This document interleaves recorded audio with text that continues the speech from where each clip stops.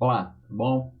Nessa videoaula, problemas mais comuns dos bolos e suas causas, nós temos aqui como objetivo analisar, né, essa relação de causa e efeito dos problemas mais comuns, né, da elaboração de bolos.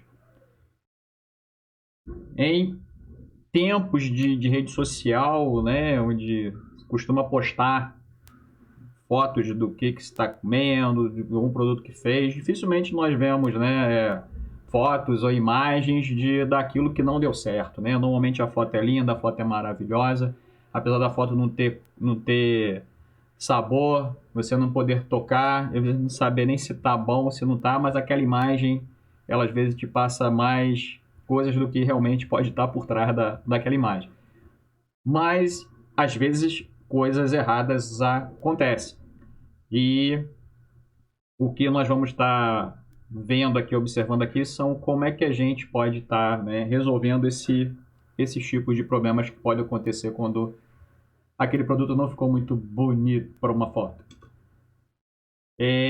Então é preciso, né, não desanimar e tentar buscar aí uma solução, uma resposta para esse produto. Mesmo lembrando que nem sempre aquele produto, aquele alimento mais bonito, ele vai ser o mais saudável e vai ser o mais gostoso.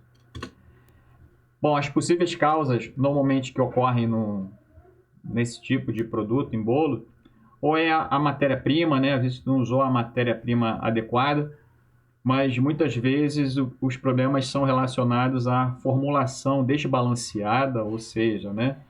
Aquela formulação, né? Ou aquela receita que você tem alguma coisa errada ali, ou você não mediu, não pesou adequadamente na hora de misturar os ingredientes.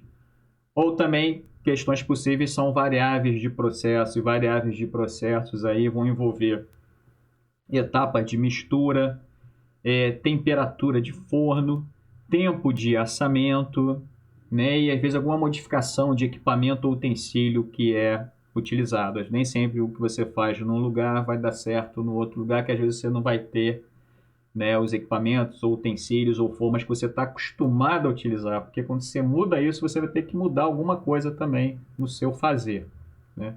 A questão de padronizar para fazer sempre do mesmo modo, é preciso padronizar realmente cada uma das etapas e o modo de fazer, né, o procedimento operacional adequado para isso. Bom, então vamos lá ver alguns problemas e tentar achar as possíveis causas e soluções. Bom, o problema que muitas vezes acontece em relação a formato e volume do bolo é um pouco volume. E quando ocorre esse pouco volume, né, do que é esperado no caso do bolo, que às vezes eu posso fazer um bolo que ele vai ter um pouco volume mesmo, ele vai ser um bolo de tamanho, né, um volume menor. Mas quando isso não é esperado, quer que cresça, quer que desenvolva, normalmente a causa é o quê? Quantidade insuficiente de farinha, excesso de líquido, quantidade insuficiente de fermento ou forno muito quente, né? Então, se você, por exemplo, né, usou pouco fermento, vai produzir menos gás, esse bolo, né, ele não vai desenvolver adequadamente. Assim como se tiver muito líquido, né, o que vai fazer, né, manter essa estrutura? O que vai fazer manter essa estrutura é a farinha de trigo, que se ela for insuficiente também não vai desenvolver adequadamente o bolo.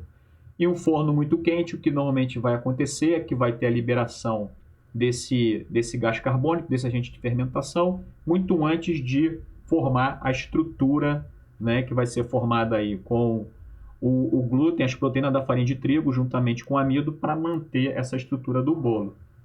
Então, um pouco volume poderia ser alguma dessas causas. Então, se aconteceu isso com o seu bolo, você vai buscar as causas através dessas 4 possíveis causas, né? Ou mais de uma delas podem estar associadas. Um formato irregular do bolo, né? Um formato irregular, o bolo ficou meio torto, ficou esquisito, estranho. Pode ser um procedimento impróprio de mistura, você não homogeneizou muito bem o seu produto. Uma massa mal distribuída, né, numa forma. O aquecimento, isso aqui às vezes é um problema que ocorre mesmo, um aquecimento desigual no forno, né? Você tem, às vezes, a frente do forno tem temperatura menor do que no fundo, ou uma lateral mais quente do que outra. Então, isso aí vai estar influenciando na elaboração aí do gás e no crescimento da massa. Grade do forno desnivelada, né? Às vezes acontece muito também da grade estar meio torta e o bolo vai seguir a tendência ali, né? Da base. E formas de bolos tortas também, né? Um bolo ali é como se fosse uma edificação. Você tem que ter uma base alinhada para que possa estar crescendo num nível igual, a partir da sua base até a sua superfície. Outro problema relacionado à massa. A gente tem uma massa, a massa pode ser uma massa muito escura e os problemas podem ser excesso de açúcar, né, que vai ter uma maior reação de Maillard, de caramelização, ou um forno muito quente, né, que você vai queimar mesmo o seu bolo.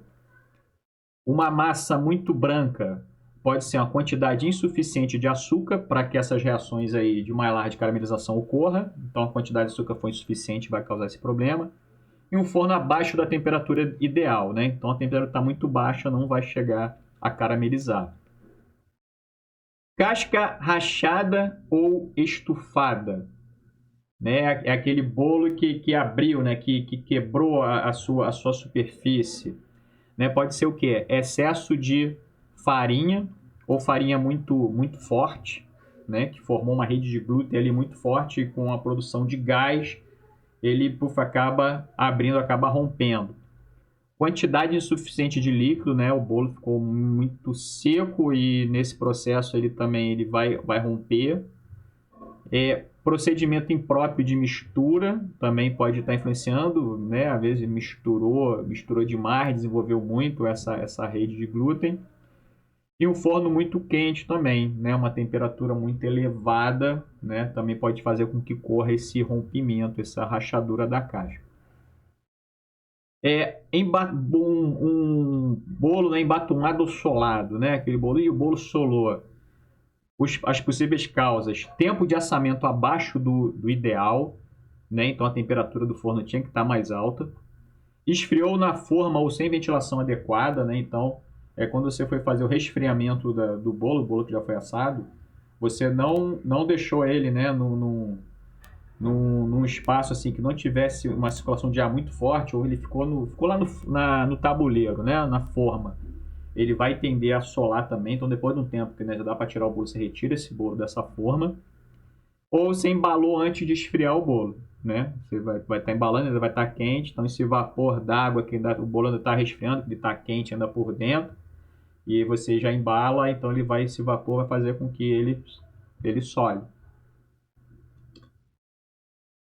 Outro problema relacionado à textura, uma textura densa, uma textura pesada, um bolo pesado. Então a gente tem, né, todos esses problemas, essas possíveis causas para esse problema.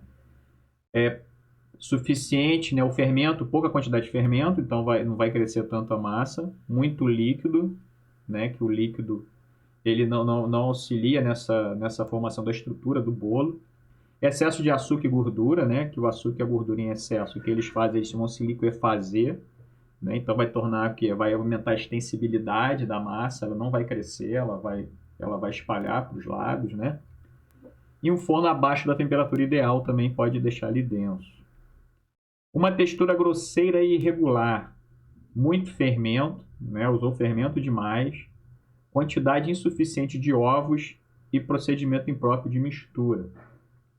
Um bolo esfarelado, né, uma textura esfarelenta. Farinha de trigo muito forte, né, muito glúten, ali a cadeia de glúten é muito forte. Excesso de gordura, excesso de açúcar.